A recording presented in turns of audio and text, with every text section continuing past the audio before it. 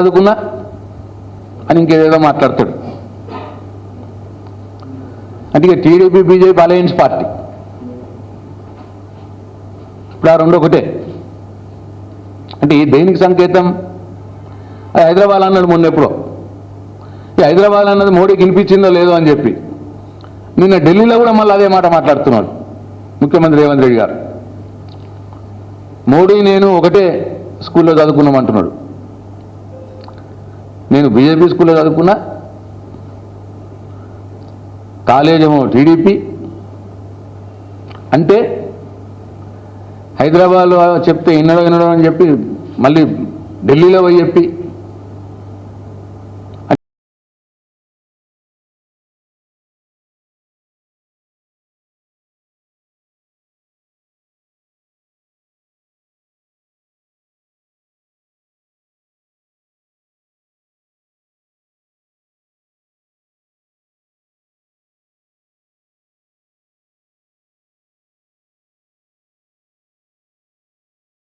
Signal ఇస్తున్నాడు అన్నట్ట మోడీ గారికి.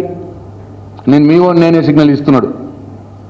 కాంగ్రెస్ పార్టీ జాగ్రత్త సుమా, ఎన్నడో ఒకరోజు మిమ్మల్ని మొత్తం ముంచేసి పోతాడు.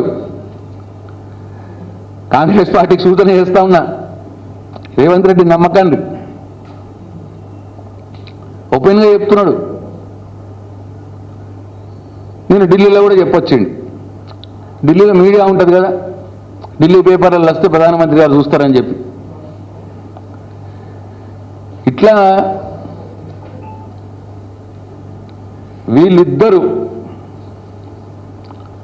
రేవంత్ రెడ్డి బీజేపీ ఒకటై ఇవాళ ఇంకా ఏదో మాట్లాడి డైవర్షన్ పాలిటిక్స్ చేయాలనే ప్రయత్నం చేస్తూ ఉన్నాడు. అట్లనే ఇంకో మాట,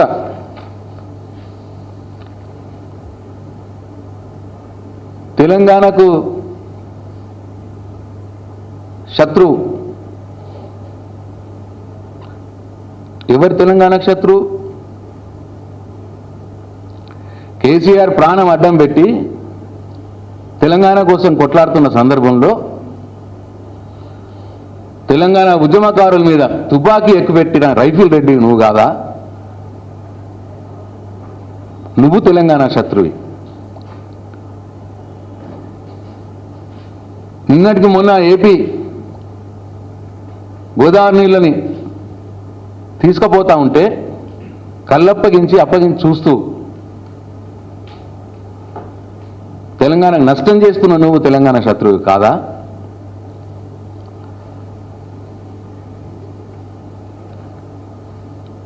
తెలంగాణ తలసరి ఆదాయం కేసీఆర్ గారి 10 సంవత్సరాల అద్భుతమైన పరిపాలనలో ఎక్కడో ఉన్న తెలంగాణని ఈ దేశంలో నంబర్ 1 రాష్ట్రంగా తెలంగాణను తీసుకపోతే, తెలంగాణ తలసరి ఆదాయాన్ని దేశంలో నంబర్ 1గా నిలబెడితే, నువ్వు వచ్చిన 18 నెలల కాలంలో నీ దరిద్రపు పాలనతో ఇవాళ తెలంగాణ తలసరి ఆదాయం 4వ స్థానానికి దిగజారిపోయింది. తెలంగాణ జిఎస్డిపి గ్రోత్ 3వ స్థానంలో ఉంటే ఈ దేశంలో కేసీఆర్ హయాంలో ఇవాళ 11వ స్థానానికి దిగజారిపోయింది.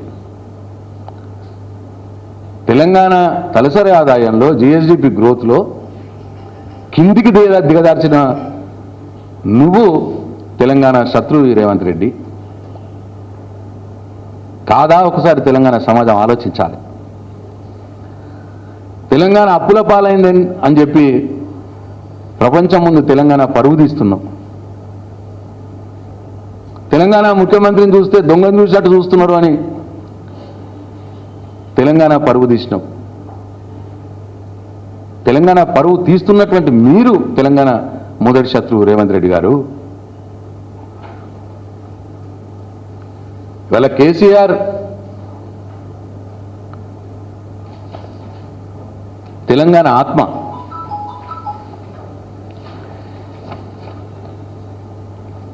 మొన్న పార్లమెంట్ ఎన్నికల్లో తెలంగాణలో ఉన్న దేవుళ్ళందరి మీద ఒట్లు పెట్టి రుణమాఫీ చేస్తా అని నమ్మించి తెలంగాణ ప్రజలు నమ్మించి మోసం చేసి కాంగ్రెస్ పార్టీ 8 ఎంపీ స్థానాలు గెలుచుకున్నది. బీజేపీ అక్షంతల నాటకం ఆడి బీజేపీ 8 స్థానాలు గెలుచుకున్నది. కాంగ్రెస్ 8, బీజేపీ 8 వాళ్ళ ఎంపీ స్థానాలు. 8 + 8 16 కావాలి. కానీ తెలంగాణకు నిధులు తెచ్చుట్లో 0 అయిపోయింది. నా కాంగ్రెస్ ఎంపీలు కొట్లాడరు, నా బీజేపీ ఎంపీలకు అడిగే దమ్ము లేదు. ఇద్దరు కలిసి తెలంగాణకు నష్టం చేస్తూ ఉన్నారు. ఒక్క పైసా అదనంగా ఒక్క పైసా కూడా తెలంగాణ రాష్ట్రానికి రాలే. 8 మంది కాంగ్రెస్ ఎంపీలు, 8 మంది బీజేపీ ఎంపీలు ఇద్దరు కూడా ఉండి తెలంగాణ రాష్ట్రానికి ₹1 తీసుకురానటువంటి మీరు తెలంగాణకు శత్రువులు. కాంగ్రెస్ బీజేపీ పార్టీలు తెలంగాణకు శత్రువులు. అదే పక్క రాష్ట్రంలో టీడీపీ వాళ్ళ ఎంపీల ఆ ప్రజలు టీడీపీని గెలిపిస్తే ఆ ఎంపీల బలంతో ఇవాళ వాళ్ళు ఎన్ని తెచ్చుకుంటున్నారు టీడీపీ ఆంధ్రప్రదేశ్కు. వాళ్ళు అమరావతి నిర్మాణానికి 10,000 కోట్లు తెచ్చుకున్నారు. అట్లనే పోలవరం ప్రాజెక్టుకు 12,000 కోట్లు ఈ మధ్యలోనే. అట్లనే వైజాగ్ స్టీల్ ప్లాంట్ పునరుద్ధరణకు 11,000 కోట్లు. వనకచర్ల ప్రాజెక్టు నేషనల్ ప్రాజెక్టుగా అనౌన్స్ చేయించుకున్నారు. నిధుల వరద ఇవాళ ఆంధ్రప్రదేశ్ రాష్ట్రానికి చంద్రబాబు నాయుడు తీసుకుపోతా ఉన్నాడు. కానీ 8 మంది కాంగ్రెస్ ఎంపీలు, 8 మంది బీజేపీ ఎంపీలు ఉన్న తెలంగాణ రాష్ట్రానికి ₹1 అదనంగా రావట్లేదు. ఎవరు తెలంగాణకు శత్రువులు? మీరు కాదా? మీ కాంగ్రెస్ బీజేపీ పార్టీలు కాదా?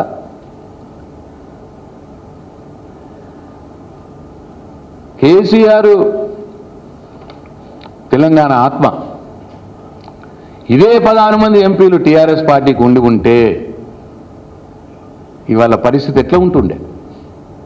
ఇవాళ ఆంధ్రప్రదేశ్ ఏ నిధుల వరదనైతే పోతున్నదో అంతకంటే డబుల్ వరద ఇవాళ తెలంగాణకు వచ్చేది.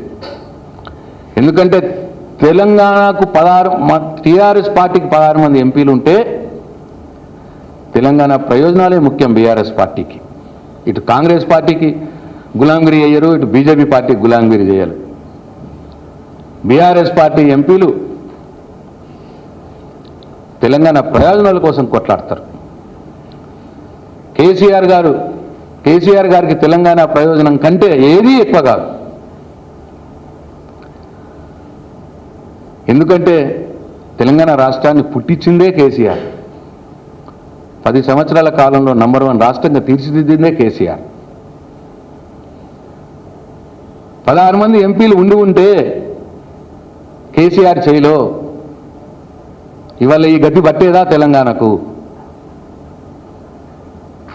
ఈ నిస్సహాయులైనటువంటి 8 మంది కాంగ్రెస్ ఎంపీలు, కాంగ్రెస్ బీజేపీ ఎంపీలు తెలంగాణకు శత్రువులు కాదా అని చెప్పి నేను అడుగుతా ఉన్నా. అట్లనే